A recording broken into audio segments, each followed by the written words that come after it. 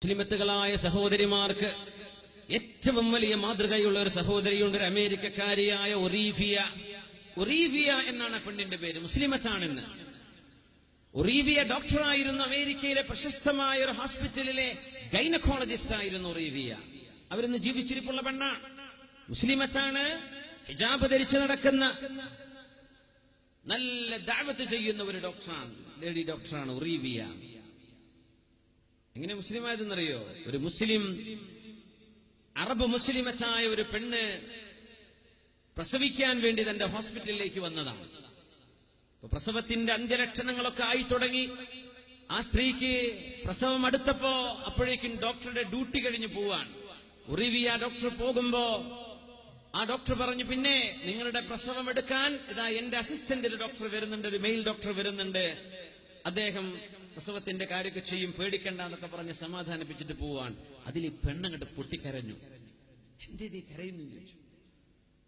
Doctor പോയാൽ എന്റെ പ്രസവം എടുക്കുന്ന ഒരു ആൺ ഡോക്ടറാണോ? പറഞ്ഞു, അതെ, അതിനെന്താ കുഴപ്പം? എന്റെ ശരീരവും എന്റെ ശരീരത്തിലെ ഏറ്റവും രഹസ്യമായ എന്റെ ശരീരഭാഗം ഒരു അന്യ പുരുഷൻ കാണുന്നത് എനിക്ക് ഇഷ്ടമല്ല. ഒരു ചാരിത്രമുള്ള ഒരു പെണ്ണിന്റെ ചിന്ത അങ്ങനെയായിരിക്കണം എന്നാണ്. എനിക്കത് ഇഷ്ടമല്ല. എന്റെ ശരീരം എന്റെ ഭർത്താവെ കണ്ടിട്ടുള്ളൂ, എന്റെ ശരീരത്തിന്റെ രഹസ്യഭാഗം.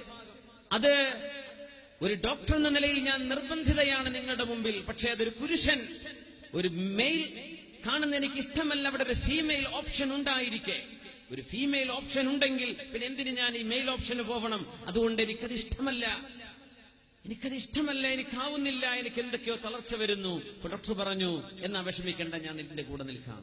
ഡോക്ടർ പറഞ്ഞു, എന്നെ എത്ര ആളുകൾ വന്ന് കാണുന്നു, എത്ര ആളുകൾ, എത്ര പുരുഷന്മാർ, ഞാനുമായി ഇടപഴകുന്ന എനിക്കൊരു പ്രയാസം തോന്നിയിട്ടില്ലല്ലോ. അവൾ പറഞ്ഞു, ഞങ്ങളുടെ ഇസ്ലാമിൽ അള്ളാഹു ഞങ്ങൾക്ക് വ്യക്തമായ വഴി കാണിച്ചു തന്നിട്ടുണ്ട്. ആ വഴിയിൽ പറഞ്ഞ വിഷയമാണിത്. ഞങ്ങൾക്ക് ഒരു സ്ത്രീ ഡോക്ടർ ഉണ്ടെങ്കിൽ പിന്നെ ഒരു മെയിൽ ഡോക്ടറെ അന്വേഷിക്കേണ്ട കാര്യമില്ലല്ലോ. അതുകൊണ്ട് ഡോക്ടറിന്റെ കൂടെ നിൽക്കണം. ആ സ്ത്രീ ഇങ്ങനെ ആലോചിച്ചു, ഇങ്ങനെയുണ്ടോ മനുഷ്യന്മാർ 21ാം നൂറ്റാണ്ടിൽ? അമേരിക്കക്കാരിയായ ഒറീവിയ എന്ന ഈ സഹോദരി ഇന്ന് ജീവിച്ചിരിപ്പുള്ള മഹദിയാണ്. അവർ മുസ്ലിമാവാനുണ്ടായ കാരണം ഒരു പെണ്ണ് കാണിച്ച ഏറ്റവും തന്റെ അഭിമാനത്തോട്, തന്റെ ശരീരത്തോട്, തന്റെ ഹയാഇനോട്, ലജ്ജയോട് കാണിച്ച പ്രതിബദ്ധതയാണ് എന്ന് സഹോദരിമാരെ നിങ്ങളൊന്ന് മനസ്സിലാക്കണം. യഥേഷ്ടം ശരീരം മറക്കാതെ വസ്ത്രങ്ങൾ ധരിച്ചുകൊണ്ടും ആണോ പെണ്ണോ ആരുമാവട്ടെ പ്രശ്നമല്ല, ചികിത്സ മാത്രം മതി എന്ന് ചിന്തിക്കുന്ന ഒരു കാലം. നമ്മളത് പറയുമ്പോൾ ഇത് ഒരു സെക്ടേറിയനിസമാണോ, അല്ലെങ്കിൽ ഇത് സങ്കുചിതമായ ചിന്താഗതിയല്ലയോ എന്നൊക്കെ ചില ആളുകൾ ഇതിനെ ദുർവ്യാഖ്യാനം ചെയ്തേക്കാം. മുമ്പ് അങ്ങനെ ദുർവ്യാഖ്യാനം ചെയ്തിട്ടുമുണ്ട്. പക്ഷേ മുസ്ലിമീങ്ങളായ അള്ളാഹുവിനെ ഭയപ്പെടുന്ന സത്യവിശ്വാസികളോടും വിശ്വാസിനികളും അവര് മാത്രം ഇത് കേട്ടാൽ മതി, വേറെ ആരും ഇത് എടുക്കേണ്ട കാര്യമില്ല. അള്ളാഹുവിനെ ഭയപ്പെടുന്ന പെണ്ണുങ്ങൾ ഇത് കേൾക്കണം, അള്ളാഹുവിനെ ഭയപ്പെടുന്ന പുരുഷന്മാരും ഇത് കേൾക്കണം. ആ സഹോദരിക്ക് വേണ്ടി ഡ്യൂട്ടി ടൈം കഴിഞ്ഞിട്ടും 2 മണിക്കൂർ ഡോക്ടർ ഒറീവിയ അവിടെ നിന്നു. അവരാണ് പ്രസവമെടുത്തത്.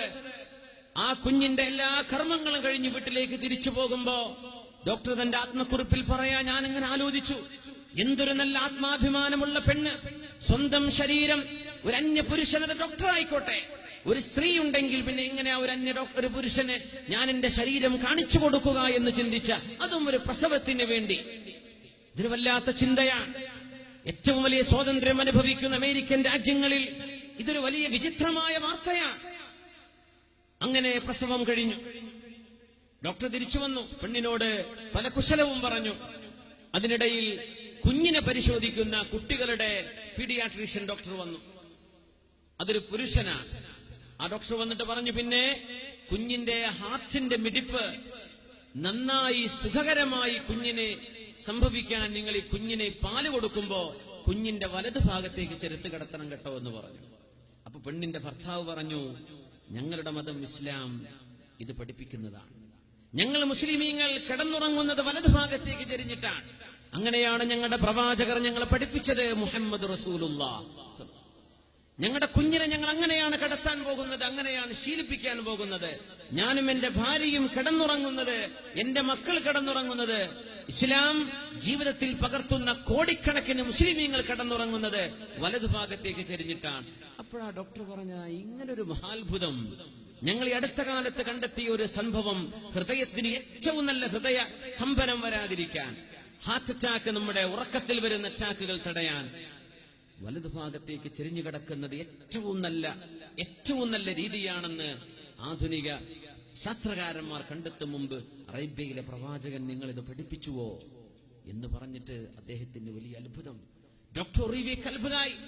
അന്ന് 2 മാസത്തേക്ക് ലീവ് എടുത്ത പെണ്ണാണ് ഡോക്ടർ ഒറീവിയ. 2 മാസത്തേക്ക് ഇനി ഞാൻ ഹോസ്പിറ്റലിലല്ല വരുന്നത്, ഇസ്ലാം പഠിക്കാൻ വേണ്ടി പോവുകയാണെന്ന് പറഞ്ഞ് അവിടുത്തെ അമേരിക്കയിലെ ഒരു ഇസ്ലാമിക് സെന്ററുമായി ബന്ധപ്പെട്ട് 2 മാസം ദീനിനെ പറ്റി പഠിച്ചിട്ട് ആ മഹദി പറഞ്ഞു, I bear witness there is no deity worthy of worship except Allah.